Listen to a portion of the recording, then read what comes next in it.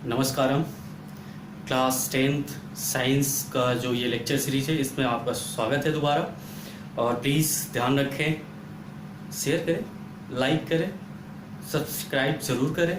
और प्लीज़ इससे मोटिवेशन बढ़ता रहेगा। कमेंट करके आप मुझे प्लीज़ बताते रहें कि कैसा चल रहा है। चलिए, तो अभी तक हमने फर्स्ट चैप्टर में जो चीज़ें डिस्कस कर ली है वो फटाफट मैं आपको बता देता हूँ। सबसे पहले हमने डिस्कस किया what is chemical reaction, chemical reaction क्या होता है, डेफिनेशन देखा। फिर कैरेक्टरिस्टिक्स ऑफ केमिकल रिएक्शन देखा, देन केमिकल इक्वेशन देखा, बैलेंसिंग ऑफ केमिकल इक्वेशन देखा। अब हम पहुंच गए हैं टाइप्स ऑफ केमिकल रिएक्शन पे कि केमिकल रिएक्शन के टाइप्स क्या होते हैं। तो फटाफट में डिस्कस करता हूं दोस्तों। फर्स्ट है कॉम्बिनेशन रिएक्शन, शॉर्ट फॉर्म में reaction. Second decomposition reaction,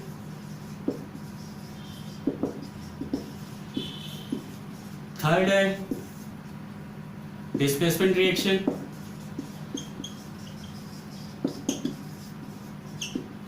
fourth इसी का एक और डबल डिस्प्लेसमेंट रिएक्शन,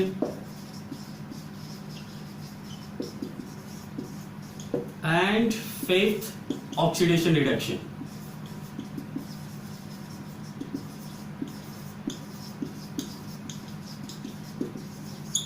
ठीक है, तो ये basically 5 types of chemical reaction हमें पढ़ना है, जिसमें हम स्टार्ट करेंगे आज कॉम्बिनेशन रिएक्शन से। ठीक है बच्चों, वही सेम कहानी मैं बार बार आपसे कहता हूं कि जब भी आप कोई वर्ड पढ़ो, वर्ड पे फोकस करो। वर्ड क्या है? कॉम्बिनेशन, यानी यहाँ पे कुछ चीजें कंबाइन हो रही होंगी। अब केमिकल रिएक्शन है तो क्या कंबाइन होगा बच्चा? केमिकल रिएक्शन है तो डेफिनेटली रिएक्टेंट्स क्या होंगे? कंबाइन होंगे। और रिएक्टेंट ऑलरेडी हम पढ़ चुके हैं। तो सिंपल सा, सबसे सिंपल वाला हम लेके चलते हैं। कार्बन ऑक्सीजन के प्रेजेंस में जब क्या करते हैं, हम बर्न करते हैं तो क्या बनता है? Carbon dioxide. यहां पे क्या हो रहा है? रिएक्टेंट्स क्या हो रहे हैं? कंबाइन होकर प्रोडक्ट बना रहे हैं। और याद रहे प्रोडक्ट क्या होगा? सिंगल होगा। तो अब इसके बेसिस पे हम डेफिनेशन तैयार करने की कोशिश करते हैं। When two or more reactants combine to form a single product, when two or more reactants combine to form a single product, then the chemical reaction is said to be combination reaction. Okay, तो एक और लेते हैं example. फिर again दूसरा example CH4। देखिए दोस्तों, CH4 इसकी भी हम बर्निंग कर देते हैं। देखो, हीट सप्लाई किया, इट मींस कि बर्न कर रहा हूं। ठीक है, फ्लेम सप्लाई कर रहा हूं। ठीक है, अगेन क्या बनेगा यहाँ पे? Carbon dioxide. और एक और प्रोडक्ट यहाँ पे एक्स्ट्रा हो जाएगा। क्या हो जाएगा? H2O। ठीक है, यहाँ पे सिर्फ प्रोडक्ट क्या बन रहा है? Carbon dioxide. यहाँ पे प्रोडक्ट में कार्बन डाइऑक्साइड के साथ क्या बन रहा है? वाटर। और इसका बहुत इंपॉर्टेंस है। जब हम कार्बन कंपाउंड पढ़ेंगे तो वहां पे ये बहुत ही सिग्निफिकेंट हो जाएगा। फिलहाल आपको ध्यान रखना है कि सिर्फ कार्बन को यानी कोल को बर्न करोगे तो कार्बन डाइऑक्साइड बनेगा। और कोल के अलावा कोई भी पेट्रोलियम आप बर्न करते हो तो क्या बनेगा आपका? पेट्रोलियम या नेचुरल गैस बर्न करते हो तो कार्बन डाइऑक्साइड और वाटर बनेगा। बच्चा, यही है नेचुरल गैस। दोस्तों, यही है नेचुरल गैस। ठीक है, और इसका दूसरा नाम भी है मीथेन। क्या है इसका दूसरा नाम? मीथेन। ये भी मैं डिस्कस करते चलता हूं। कार्बन कंपाउंड जब हम पढ़ेंगे तो इसके बारे में डिटेल में पढ़ेंगे। लेकिन वही मैं लिंक करके चलता हूं, सारे चैप्टर को एक साथ लिंक करके चलता हूं। एक ही चीज को 2-4 बार डिस्कस करने से मुझे लगता है कि ज्यादा याद होता है और ज्यादा समझ में आता है। तो कॉम्बिनेशन रिएक्शन यहां तक हमने देखा। कॉम्बिनेशन रिएक्शन में क्या होता है कि 2 और मोर रिएक्टेंट्स, 2 या 2 से ज्यादा substance in form of reactant combine होते हैं और सिंगल प्रोडक्ट प्रोड्यूस करते हैं। then the chemical reaction is said to be combination reaction। उस केमिकल रिएक्शन को क्या बोलेंगे हम? Combination reaction. दूसरा हमारे पास है सेकेंड, कॉम्बिनेशन का जस्ट उल्टा, डीकंपोजिशन रिएक्शन। डीकंपोजिशन मतलब ब्रेक डाउन होना। डीकंपोजिशन मतलब ब्रेक डाउन होना। बच्चा, कॉम्बिनेशन और डीकंपोजिशन दोनों को आप एक साथ अगर पढ़ोगे ना तो ज्यादा याद रहेगा। कंपैरेटिव स्टडी करना। ठीक है, डीकंपोजिशन कॉम्बिनेशन का उल्टा होता है। यानी इसमें क्या होगा, एक एग्जांपल लेते हैं। बहुत ही पॉपुलर एग्जांपल कैल्शियम कार्बोनेट, इसको हीट करते हैं, ये बनता है कैल्शियम ऑक्साइड प्लस CO2। जब आप कैल्शियम कार्बोनेट को क्या करते हो, हीट करते हो, बर्न करते हो, तो कैल्शियम ऑक्साइड और कार्बन डाइऑक्साइड बनता है।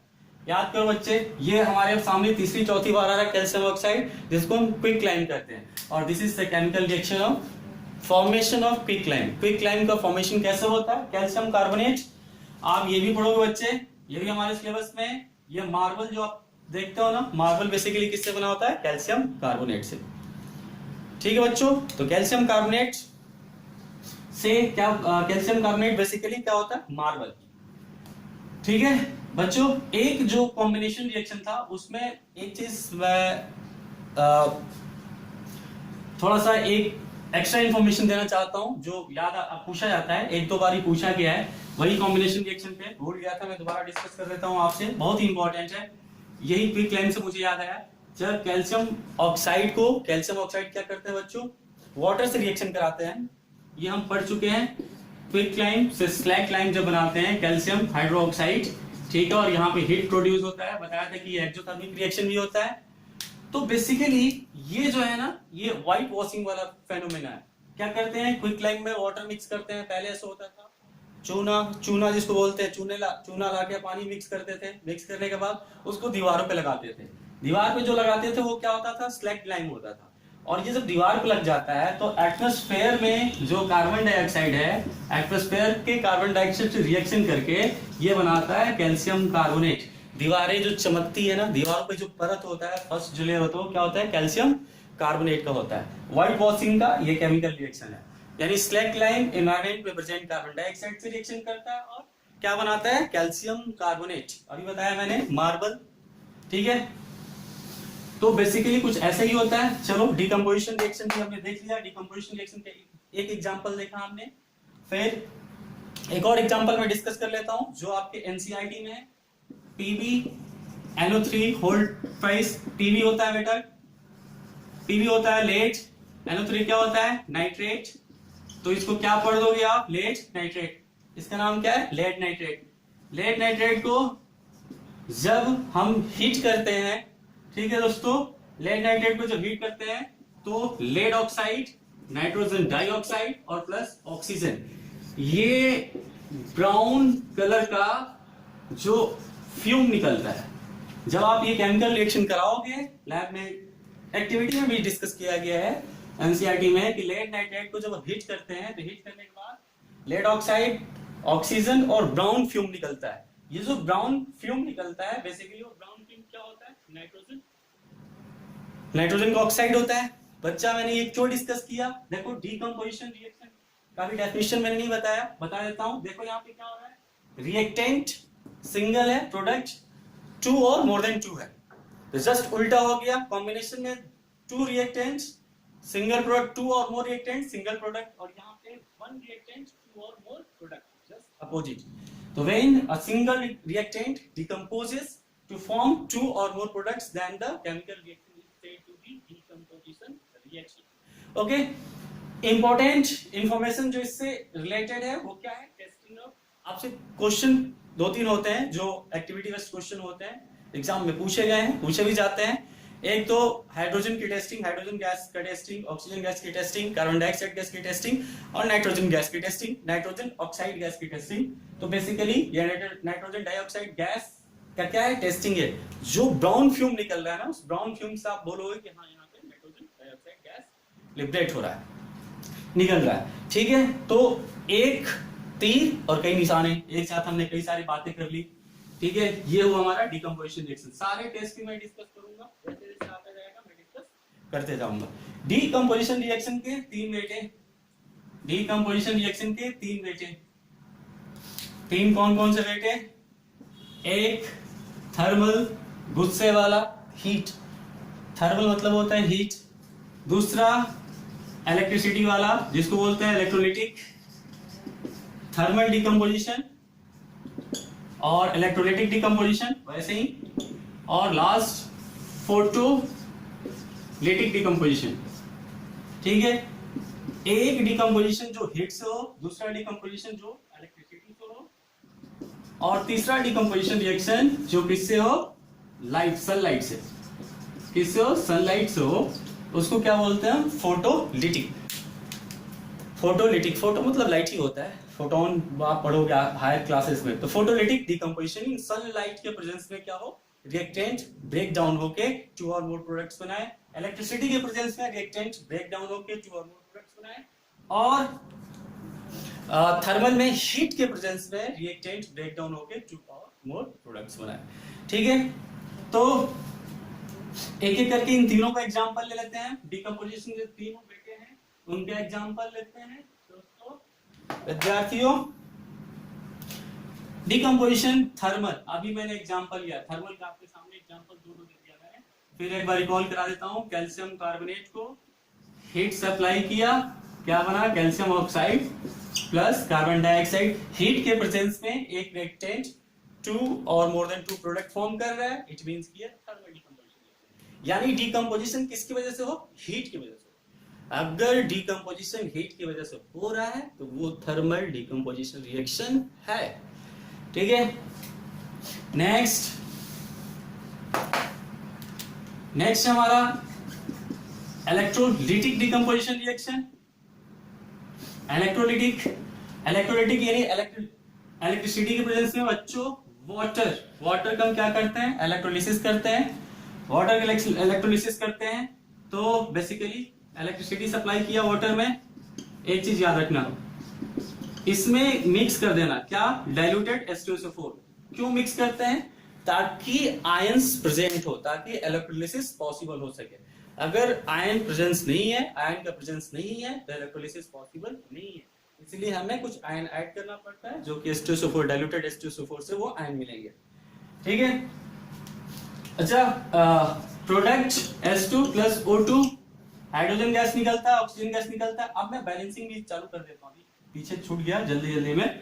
देखो यहाँ पे हाइड्रोजन कितना है, 2, यहाँ पे हाइड्रोजन कितना है, 2, सही है। ऑक्सीजन कितना है यहाँ पे, 1 रिएक्टेंट में, और प्रोडक्ट में कितना है, 2, गड़बड़ हो गया। 2 से मल्टीप्लाई करने का मतलब पूरे घर में 2 से मल्टीप्लाई किया, तो अब पूरे घर में 2 से मल्टीप्लाई करने के बाद हाइड्रोजन 4 हो गया, ऑक्सीजन 2 हो गया। तो हाइड्रोजन को 4 करने के लिए हमें क्या करना पड़ेगा, 2 से मल्टीप्लाई करना पड़ेगा। ये हुआ हमारा बैलेंस केमिकल इक्वेशन। अब बच्चा, इसमें क्वेश्चन पूछा जाता है कि जब हम वाटर का इलेक्ट्रोलिसिस करते हैं, इलेक्ट्रोलिसिस करने का मतलब आप देखना एनसीईआरटी में डायग्राम बना हुआ है, प्लीज उसको पढ़ लेना। एनोड कैथोड करके होगा, उसमें बैटरी कनेक्ट किया गया होगा। ठीक है, और आपको दिखेगा कि ऐसे यहाँ पे गैसेस यहाँ पे लिबरेट हो रहे हैं। अब 2 गैस निकल रहा है, एक हाइड्रोजन दूसरा ऑक्सीजन। क्वेश्चन पूछा जाता है कि कौन गैस किस पे प्रोड्यूस होता है, हाइड्रोजन ऑक्सीजन में कौन गैस किस पे प्रोड्यूस होता है। ठीक है, सबसे पहले इसको जानने के लिए 2 जो मैंने बोला, एक एनोड और दूसरा क्या होता है, कैथोड। एनोड एंड कैथोड, वो पहचानने का तरीका क्या है, एक फॉर्मूला याद रखना, डोंट पैनिक। क्या होना है आपको, पैनिक नहीं होना है। पैनिक को जब डिकोड करोगे तो पैनिक का पॉजिटिव एनोड, ठीक है, निगेटिव, और I for is and C for cathode. ठीक है बच्चों, डोंट पैनिक का मतलब B for positive, A for anode, यानी बैटरी के जो पॉजिटिव टर्मिनल से जुड़ा होगा वो क्या हो जाएगा, एनोड, और जो बैटरी के निगेटिव टर्मिनल से जुड़ा होगा वो क्या हो जाएगा आपका, कैथोड। तो पॉजिटिव एनोड और निगेटिव कैथोड। अब ऑक्सीजन यहाँ पे क्या है, एज ए नॉन मेटल है, नॉन मेटल निगेटिव, यानी निगेटिव पॉजिटिव पे अट्रैक्ट होगा। समझाने की कोशिश कर रहा हूं, नहीं समझ में आया तो याद भी कर लेना, लेकिन समझना बेहतर होगा। ऑक्सीजन नॉन मेटल, आगे और समझ में आ जाएगा। निगेटिव किस पे जाएगा, पॉजिटिव पे। पॉजिटिव क्या होता है, एनोड, और ये हाइड्रोजन आपका क्या है यहाँ पे पॉजिटिव, तो ये कहां जाएगा, कैथोड पे। यानी हाइड्रोजन गैस कैथोड पे लिबरेट होता है और ऑक्सीजन गैस एनोड पे लिबरेट होता है। ठीक है, अब ये पूछा जाता है कि किस टर्मिनल पे, कैथोड या एनोड पे ज्यादा गैस कहां लिबरेट होगी।